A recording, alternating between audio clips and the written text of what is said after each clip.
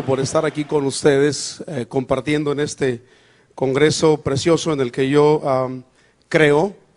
Y aparte, estoy también muy contento y es muy especial este día porque hoy es mi cumpleaños.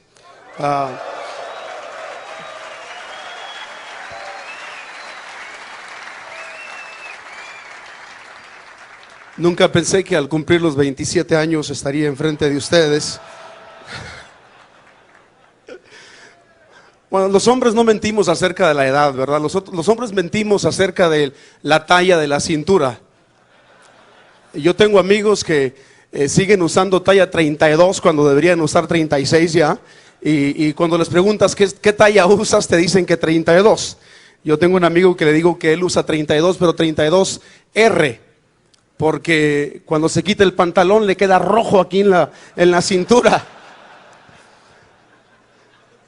Y si tienen curiosidad de cuántos años estoy cumpliendo 41 años este día. Yo sé que no se la pueden creer, ¿verdad? Pero Dios es bueno con algunos de nosotros, así que ¿qué le vamos a hacer? Daniel, ¿por qué no te vienes acá? Yo sé que a lo mejor ya estás cansado, ¿no? Bueno.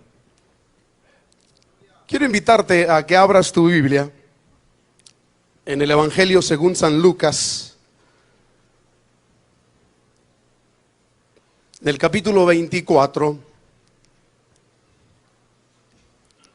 del versículo 13 en adelante.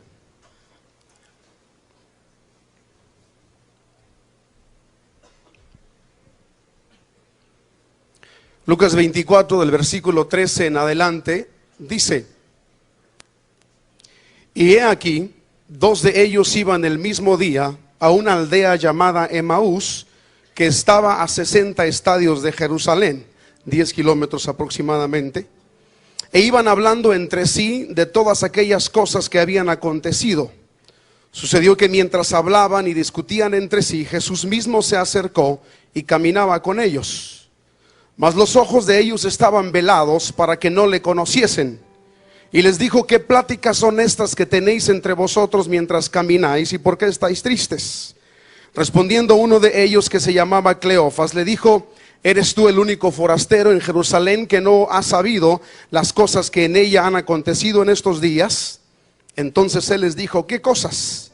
Y ellos le dijeron de Jesús Nazareno, que fue varón profeta y poderoso en obra y en palabra delante de Dios y de todo el pueblo, y cómo le entregaron los principales sacerdotes y nuestros gobernantes a sentencia de muerte y le crucificaron. Pero nosotros esperábamos que él era el que había de redimir a Israel. Y ahora, además de todo esto, hoy es ya el tercer día que esto ha acontecido, aunque también nos han asombrado unas mujeres de entre nosotros, las que antes del día fueron al sepulcro, y como no hallaron su cuerpo, vinieron diciendo que también habían visto visión de ángeles, quienes dijeron que él vive. Y fueron algunos de los nuestros al sepulcro, y hallaron así como las mujeres habían dicho, pero a él no le vieron. Entonces él les dijo: oh insensatos y tardos de corazón para creer todo lo que los profetas han dicho. ¿No era necesario que el Cristo padeciera estas cosas y que entrara en su gloria? Y comenzando desde Moisés y siguiendo por todos los profetas, les declaraba en todas las escrituras lo que de él decían.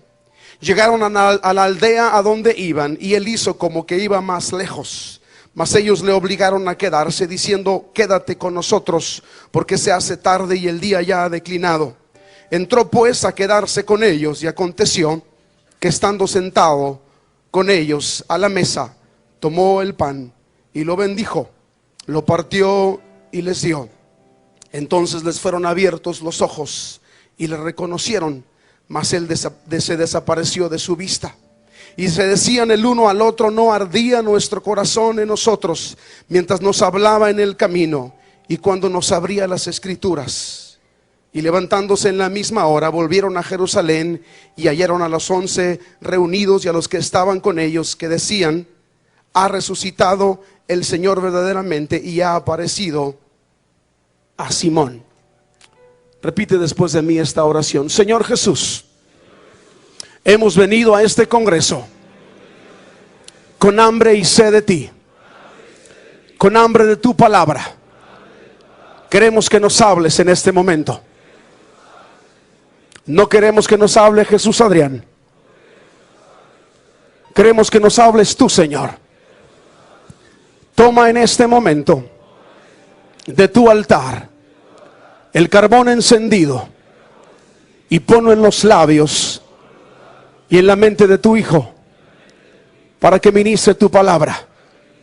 No permitas, Señor, que sus pensamientos y sus palabras sean un obstáculo para lo que tú nos quieres decir.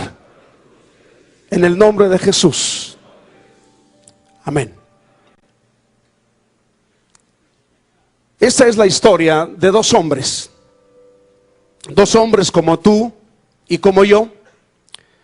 Pero dos hombres que tuvieron el privilegio de conocer a nuestro Señor personalmente cuando estaba aquí en la tierra. Fueron llamados por Él, le escucharon predicar, le vieron sanar enfermos, echar fuera demonios. Cuando tuvieron dudas, Jesús vino a disiparlas. Cuando tuvieron cualquier necesidad, Jesús vino a suplirla. Estuvo con ellos. Estuvo con ellos por 3 años que fueron maravillosos para los discípulos. Jesús vino a cambiar la forma en la que estos hombres pensaban. Jesús vino a sacarlos de la rutina en la que por mucho tiempo habían vivido. Jesús vino a enseñarles una nueva forma de vivir. Jesús vino y les enseñó a soñar de nuevo. Ellos no podían imaginar sus vidas sin Jesús. De hecho, encontramos en los evangelios que cuando Jesús hablaba acerca de morir, acerca de partir, era algo que los discípulos no podían aceptar. No podían imaginar sus vidas sin el Señor. Pero un día, de repente, todos sus sueños fueron violentamente truncados. Un día, de repente, la ilusión de que su pueblo fuera redimido de la esclavitud murió. Su maestro dejó de estar con ellos. Fue aprehendido, fue crucificado como un criminal común y fue puesto en una tumba. Y para estos hombres el mundo se vino abajo. Las esperanzas que tenían murieron. No hallaban qué hacer. Y aunque Jesús les había dicho que resucitaría el tercer día, era algo muy difícil para ellos concebir en sus mentes, creerlo, entenderlo. Y esperaron hasta el tercer día. Pero como no tuvieron evidencia inmediata acerca de la resurrección, decidieron volver a su aldea. Decidieron volver a su casa. Y empiezan a hacer este recorrido de aproximadamente 10 kilómetros. Ya es tarde, la noche está cayendo y estos hombres van platicando, pero van cansados también. Los acontecimientos del fin de semana fueron muy fuertes para ellos y van cansados hacia su aldea. Pero aparte de ir cansados, van tristes también. Van desconsolados, van desilusionados. Van hablando de todo lo que ha acontecido, de todo lo que ha pasado. Van cabizbajos. Y de repente se acerca un caminante. Y empieza a caminar con ellos a su lado. Y les pregunta: ¿qué es esto que platican entre vosotros? ¿De qué hablan? Y por la angustia que estos hombres estaban experimentando, por la tristeza, por el desconsuelo, por la desesperanza, no se dan cuenta de quién acaba de acercarse y está con ellos caminando. Y empiezan a hablar con este caminante y le empiezan a decir: ¿qué no sabes lo que ha sucedido? Todo lo que ha pasado este fin de semana. Y empiezan a compartirle acerca de Jesús Nazareno. y cómo había hecho milagros y cómo había sido entregado y había habido falsos testigos en su contra y había sido crucificado. Sacan todo lo que hay en su corazón, toda la tristeza, cuentan todo lo que les está sucediendo. La razón de su tristeza se la cuentan a este hombre. Muchos de nosotros a veces nos sentimos como estos dos caminantes que van rumbo a Emaús. Cuando una enfermedad ha venido a nuestras vidas o a la vida de algún familiar cercano, cuando ha llegado la crisis económica a nuestra casa, cuando como hombres sentimos que no podemos proveer para nuestra familia, para nuestra esposa, para nuestros hijos, cuando hemos emprendido un negocio y ha fracasado y hemos emprendido otro y ha fracasado, cuando hemos sido traicionados por algún socio en algún negocio, cuando muere algún ser querido, empezamos el camino de Jerusalén a Emaús, como lo hacían estos hombres. Porque el camino a Emaús parece ser el camino de regreso a casa. Pero déjame decirte que el camino a Emaús no es el camino del regreso a casa. El camino a Emaús es el regreso al lugar equivocado. Es el regreso a la autolástima, a la conmiseración. Emaús representa la retirada. Emaús representa la renuncia. Todo ha terminado para mí. No puedo con estos problemas. No puedo con esta situación en mi vida. Voy camino a mi casa. Voy camino a Emaús. Cuando el hijo pródigo estaba en aquella tierra lejana y estaba cuidando los cerdos de un extraño, tenía tanta hambre que deseaba poder comer las algarrobas que comían los cerdos. Pero cuando está en esa situación, cuando está en esa condición, piensa en su casa. Debo regresar a casa. En la casa de mi padre hay abundancia de pan. Voy a volver a mi casa y voy a ser siquiera como uno de los jornaleros de mi padre. Cuando estamos pasando por situaciones difíciles en nuestra vida, queremos regresar a casa. Pero es muy fácil confundir el camino de regreso a casa con el camino de regreso a Emaús. El camino a Emaús, repito, es el regreso a la autolástima, a la conmiseración, a que se nos dé una palmada en la espalda y se nos diga que todo está bien, que no nos preocupemos, que las cosas van a funcionar. Cuando estamos en problemas, tristemente, muchos de nosotros optamos por la retirada. Pero la retirada es lo peor que tú puedes hacer. La retirada significa hacer paz con el enemigo.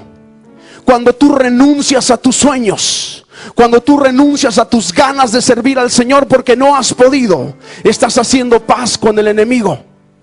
Jesucristo dijo: cuando el hombre fuerte, armado, guarda su palacio, en paz está lo que posee. Satanás es el hombre fuerte. Y cuando tú no opones resistencia a las cosas que Él ha venido a hacer a tu vida, estás haciendo paz con el enemigo. Y todo está en paz en el palacio. Pero se requiere de hombres aguerridos, hombres guerreros que se opongan a lo que el enemigo ha hecho en nuestra contra, y en vez de avanzar hacia la retirada, caminemos realmente a lo que es casa. Tú puedes estar viviendo en tu domicilio en este momento, pero estás muy lejos de tu casa. Tú puedes estar viviendo en la ciudad que por tanto tiempo has vivido, pero estás muy lejos de tu casa. Cuando hay pecado en nuestras vidas, estamos lejos de casa. Cuando sufrimos con ira como hombres, estamos lejos de casa. Cuando no estamos haciendo la voluntad de Dios, estamos lejos de casa.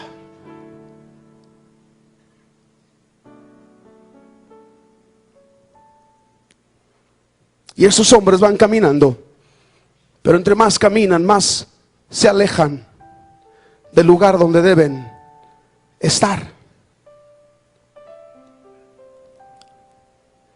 Yo no sé, pero hay una enseñanza dentro de la iglesia que tiene que ver con lo siguiente. Cuando estamos a punto de tomar una decisión, la mayoría de nosotros decimos, como sentía paz, pues me di cuenta que era la voluntad de Dios. Y como no sentía paz, me di cuenta de que no era la voluntad de Dios. Entonces no hice eso que iba a hacer. Y aunque yo puedo entender lo que se trata de decir con esta declaración, yo no creo que sea totalmente bíblico lo que estamos diciendo. Porque tú y yo podemos estar en medio de una guerra. Tú y yo podemos estar en medio de una situación muy difícil, sin paz en nuestro corazón, afligidos por las circunstancias que están pasando a nuestro lado, y podemos estar en medio de la voluntad de Dios. Y déjame explicar. Las últimas 2 semanas de la vida de Jesús fueron 2 semanas de agonía, de angustia, de tristeza. Él hablando con sus discípulos, y cuando los lleva a orar al huerto del Getsemaní, les dice: mi alma está angustiada hasta la muerte. Jesús, el Hijo de Dios, estaba angustiado en ese momento.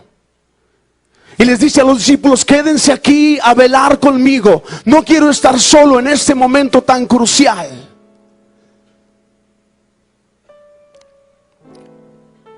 Si Jesús hubiera dicho: no tengo paz, estoy muy angustiado, tengo tristeza, tengo temor, hubiera renunciado a la cruz.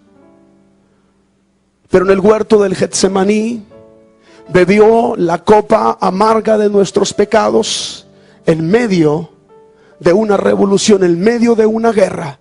Él sabía que estaba en el centro de la voluntad de Dios. Yo no sé por qué estás pasando tú en este momento, pero estoy seguro que la situación por la que tú estás pasando en este momento es esencial. Es necesaria para que tú puedas realmente buscar nuevos horizontes. Déjame decirte que Dios utiliza los problemas, Dios utiliza las heridas que nosotros experimentamos en nuestra vida para cumplir su voluntad, para cumplir su propósito en nuestra vida. Las heridas que tanto rechazamos, que tanto evitamos experimentar, son las que nos traen la victoria. Fueron las heridas de Cristo en la cruz que nos han hecho libres. Dice la palabra que por sus llagas nosotros somos curados. Imagínate las llagas de Jesús, infectadas, supurando, porque no había tenido atención después de los latigazos que le dieron el jueves y todo el viernes, sufriendo. Y al estar en la cruz en medio del sol, aquellas llagas infectadas en su cuerpo son las que nos traen sanidad a nosotros. Pero rechazamos las heridas. No queremos ser lastimados. Oramos en contra de las heridas. Oramos en contra del quebrantamiento. No queremos que eso suceda. Pero a veces lo mejor que nos puede suceder como hijos de Dios es ser quebrantados, es ser heridos, es ser lastimados en nuestro corazón. Cuando Jacob lucha con aquel ángel, después de terminar de luchar con él, dice la Biblia que el ángel lo bendijo allí, en ese momento lo bendijo. Y no explica cuál fue la bendición, en qué consistía la bendición. Pero podemos especular. Y una de las cosas que podemos imaginarnos es que aquella herida que recibió en la coyuntura de su muslo fue la bendición más grande que pudo haber recibido: ser herido. A partir de ese momento en su vida, Jacob cojeaba. Y cada vez que él caminaba estaba esa señal de esa lucha, de ese encuentro que había tenido con Dios. Y cuando quería volver a la misma vida de antes, al patrón de conducta que lo caracterizaba, tocaba su herida y recordaba ese tiempo de lucha, de agonía, cuando Dios lo transformó, cuando Dios lo cambió. Muchos de ustedes vinieron a este congreso heridos. Algunos de ustedes como hombres han estado batallando por mucho tiempo con muchas situaciones en sus vidas, de tipo familiar, de trabajo, de tipo personal, de tu corazón. Y has venido a este lugar buscando una respuesta a todos tus problemas.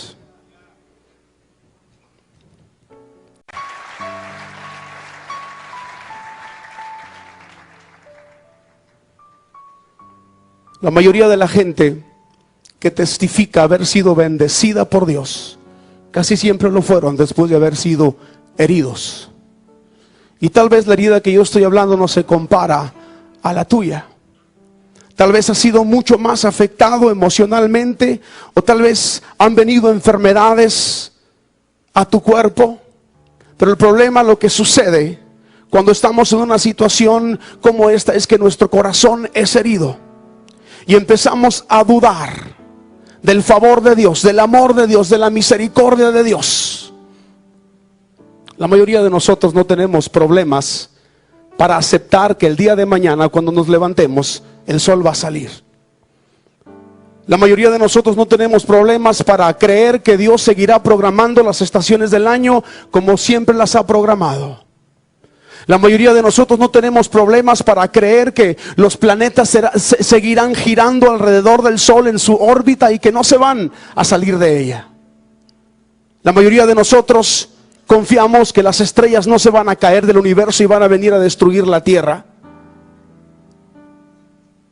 Pero tenemos dificultad para creer que Dios está en control de nuestras circunstancias.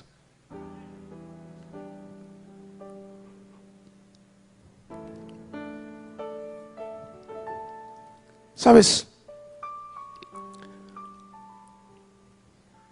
Necesitamos las heridas para ser cambiados, para que se acabe nuestra incredulidad. La incredulidad de Tomás terminó el día que tocó las heridas. Él dijo: yo no voy a creer, aunque le dijeron que había resucitado el maestro. Él dijo: yo no voy a creer hasta que yo pueda poner mis dedos en las heridas de sus manos y en su costado. Hasta entonces voy a creer.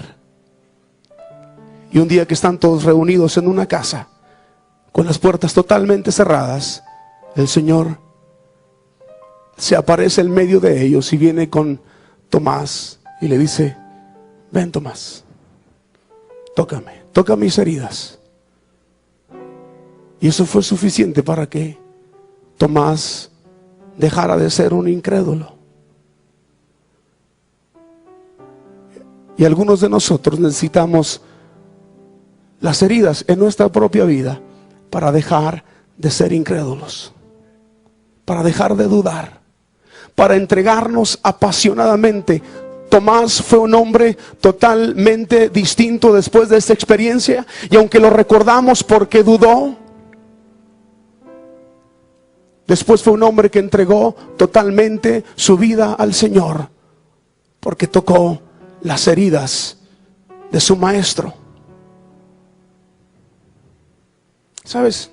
Lo que nosotros llamamos fe en nuestros días no es necesariamente lo que la Biblia llama fe. Para nosotros fe está relacionada con la prosperidad. Para muchos de nosotros la fe está relacionada con la salud física. Si somos prósperos es porque tenemos fe. Si hay sanidad en nuestra casa o en nuestro cuerpo es porque tenemos fe. Pero el libro de Hebreos nos da una lista de los héroes de la fe.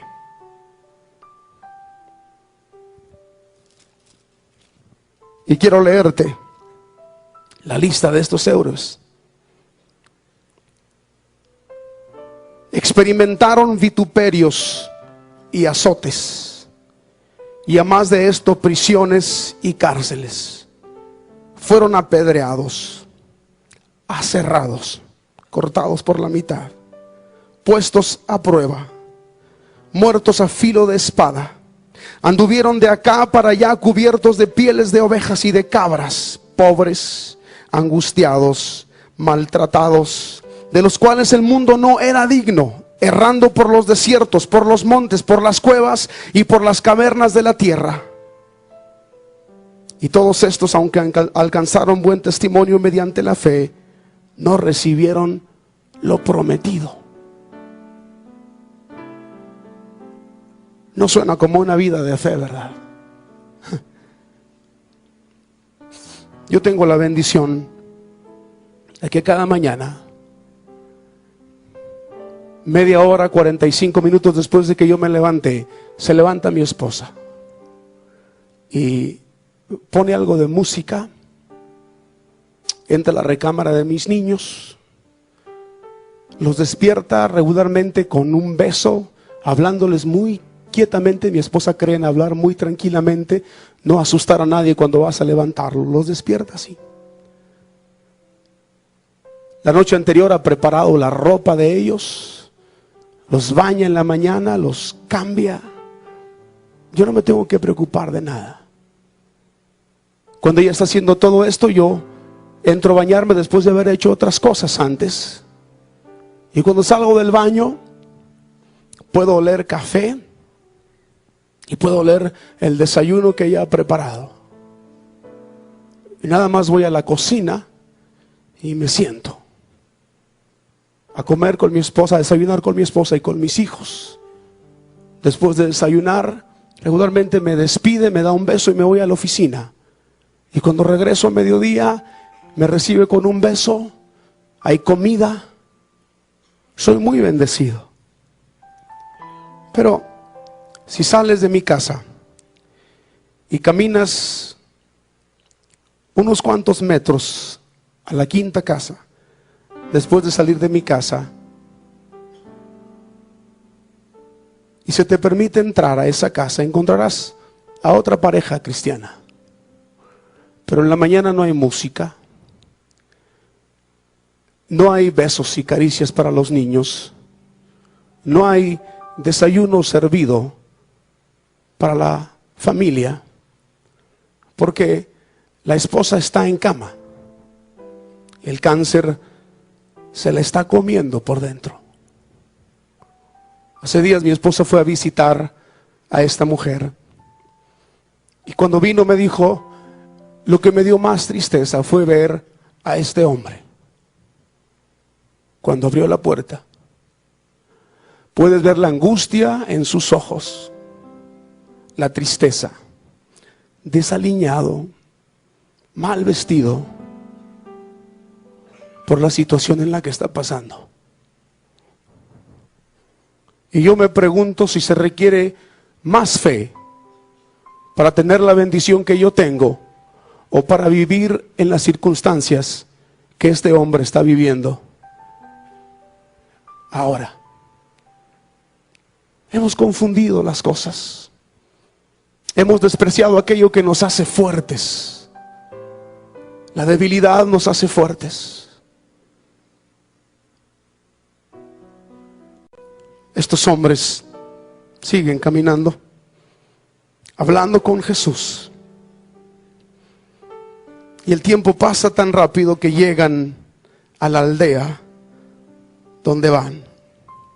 Y cuando llegan a la aldea, Jesús hizo como que se iba de largo. Encontramos que el Señor hace eso en varias ocasiones en el Nuevo Testamento. Cuando va caminando sobre el mar y están los discípulos afligidos arriba de la barca, hace como que va de largo. Y ahora también hace como que va de largo. Porque Él quiere el clamor de nuestro corazón. Y los discípulos le dicen: Señor, quédate.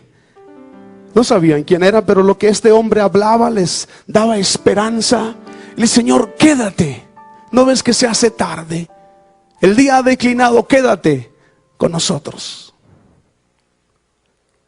Y Jesús decide quedarse con ellos y entran a la casa. Y cuando entran a la casa, se sientan a la mesa y empiezan a compartir juntos la cena. Jesús toma el pan, lo parte, lo bendice. Y en ese momento, sus ojos son abiertos y reconocen a Jesús. ¿Sabes? Es en la mesa del Señor que nuestros ojos son abiertos para darnos cuenta que nuestra jornada de Jerusalén a Emaús, Él ha estado con nosotros. A lo mejor te has sentido solo. A lo mejor has pensado que Él no está interesado en tu situación, pero Él ha estado caminando contigo.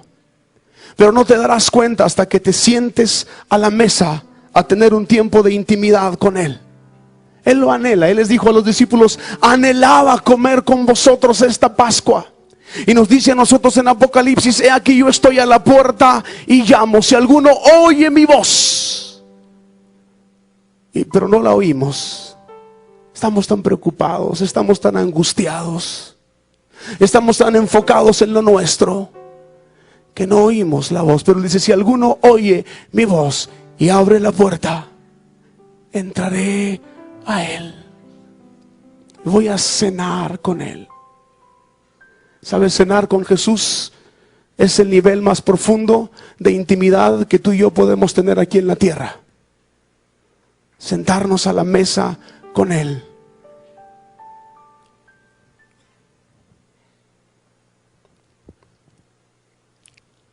No sigas dando vueltas en el desierto cuando el río Jordán está a la vista. No sigas llorando por Saúl cuando Dios ya se ha provisto de un David. No digas: si hubieras estado aquí, mi hermano no hubiera muerto. Él es la resurrección y la vida.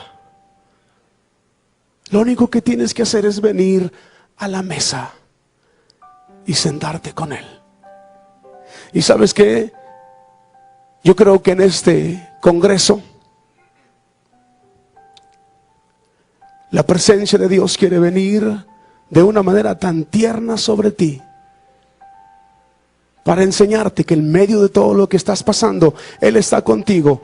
Y a partir de esta situación, de esta crisis en tu vida, vienen nuevos horizontes. Viene una nueva vida.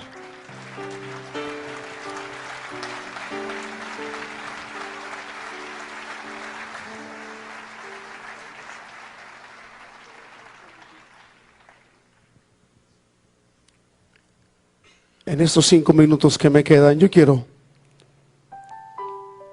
que te olvides de tus heridas. Cierra tus ojos y piensa en sus heridas.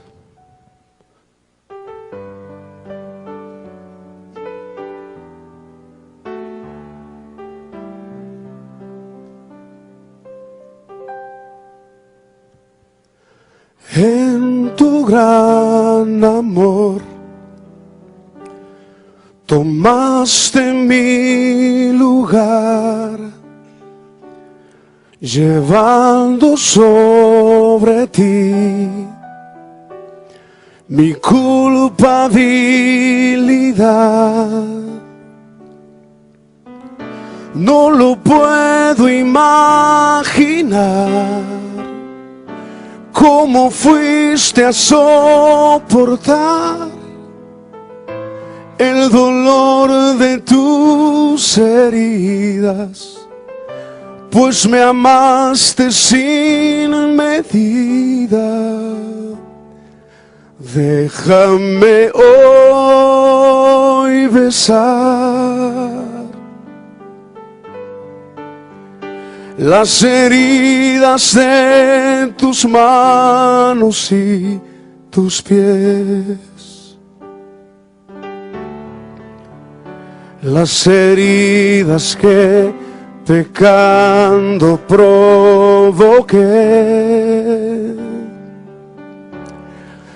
Déjame reclinar mi mejilla en tus espaldas y llorar por haberlas lacerado en mi maldad.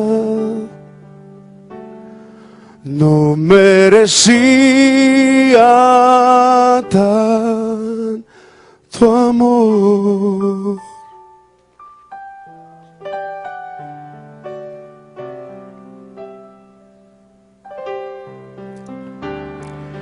En tu gran amor tomaste mi lugar, llevando sobre ti mi culpabilidad.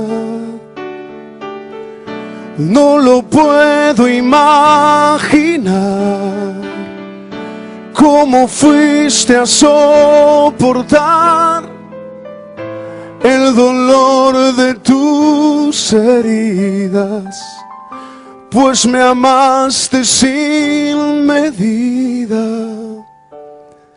Déjame hoy besar las heridas de tus manos y tus pies, las heridas que pecando provoqué. Déjame reclinar mi mejilla en tus espaldas y llorar por haberlas lacerado en mi maldad. Déjame hoy besar las heridas en tus manos y tus pies, las heridas que pecando provoqué. Déjame reclinar mi mejilla en tus espaldas y llorar por haberlas lacerado en mi maldad. No merecía tanto amor. Dile al Señor: te amo, Señor, porque fuiste herido por mí. Te amo.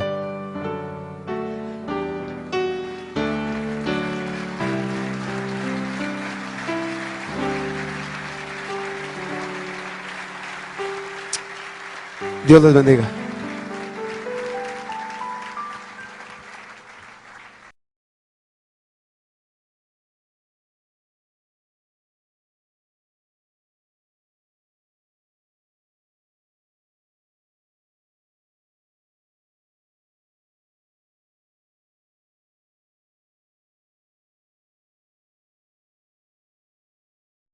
Hace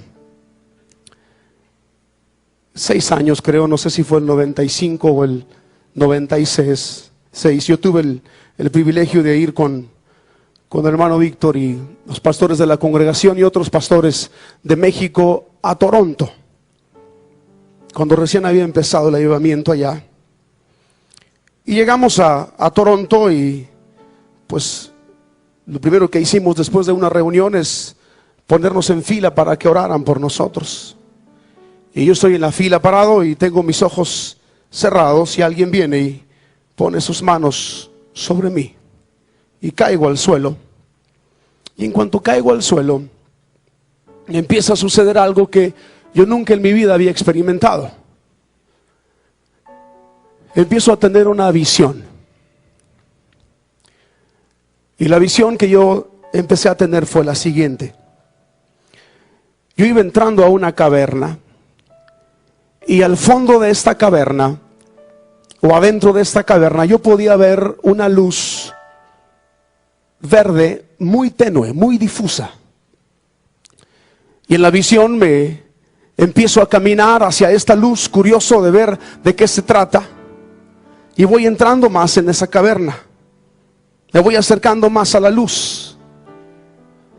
Y después de caminar unos momentos, llego a donde está la fuente de esta luz. Y la fuente de esta luz era lo siguiente. Había una piedra preciosa, verde, muy bonita, grande. Y debajo de esta piedra preciosa había un reflector que estaba tratando de brillar a través de esta piedra preciosa. Pero arriba de esta piedra había una capa, había una costra de tierra, de piedras, del lodo que se había secado. Por eso la luz era tan tenue. Cuando vi esto, sin saber de qué se trataba, yo empecé a llorar. Acostado, tirado en el suelo, empiezo a llorar y le empiezo a decir al Señor: Señor, rómpela. Refiriéndome a la capa. Rómpela, rómpela. Y entre más le pedí al Señor que rompiera esta capa, esta costra, había un clamor en mi corazón para que Dios hiciera esto, sin saber de qué se trataba. Y estoy llorando, mis lágrimas están corriendo por mis mejillas, están bañando mi cabello atrás. Y sigo diciéndole al Señor: quiébrala, quiébrala, rómpela, Señor. Y de repente veo solamente unos brazos muy fuertes que salen en aquella caverna y traen un marro en sus manos. Y empiezan a dar de golpes a esta piedra preciosa. Y cada golpe que esta piedra preciosa recibía, volaba un pedazo de esta capa. Una piedra por aquí, un pedazo de esta capa por allá. Y cada vez que había un golpe, salía un rayo de luz de donde había caído esa parte. Y eso me emocionaba más y le decía al Señor: quiébrala, quiébrala, Señor, quiébrala. Y las manos seguían golpeando con mucha fuerza esta piedra, hasta que acabó completamente con la capa y la luz brilló con todas sus fuerzas, iluminó completamente aquella caverna. Y así se acaba la visión, pero empieza otra visión. Y en la otra visión, yo estoy acostado en medio de un claro del bosque. Hay un pasto muy fresco en el que yo estoy recostado. Y me doy cuenta que estoy en medio de un claro del bosque, porque volteo a los lados y veo árboles muy verdes. Y luego tengo otra perspectiva acerca de ese cuadro. Veo desde arriba. Y aunque suene cursi lo que voy a decir, aquel claro en medio del bosque estaba cortado en forma de corazón. Y yo estaba en medio de ese corazón. Y después de haber estado llorando por mucho tiempo, empecé a reír. Empecé a reír. Terminó la visión, no la conté, no sabía de qué se trataba.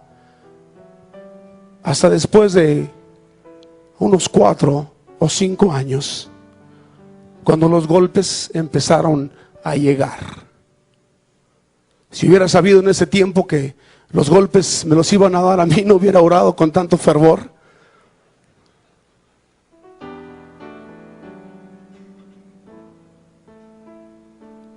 Varias cosas empezaron a pasar en mi espíritu, en mi corazón.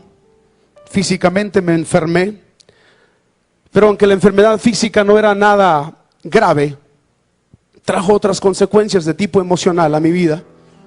Me volví una persona muy sensible, lloraba por cualquier cosa, tenía ataques de pánico, despertaba en la noche y sin explicación alguna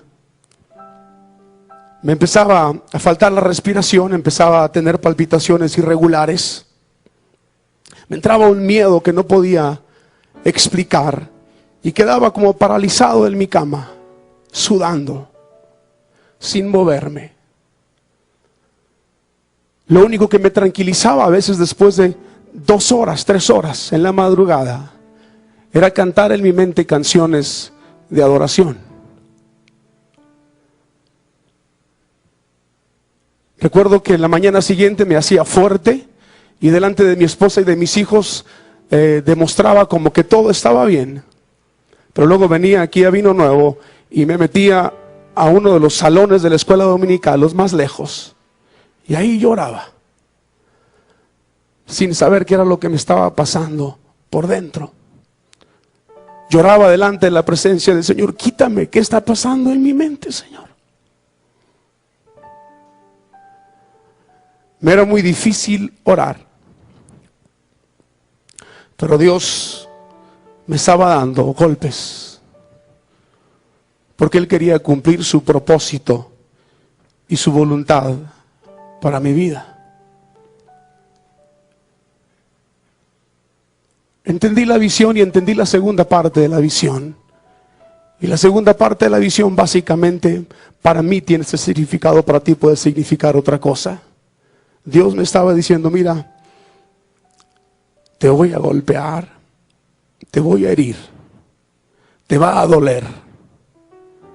Pero en medio de todo esto, quiero que sepas que estás en medio de mi corazón y que te amo. Y saldrás victorioso de esta situación.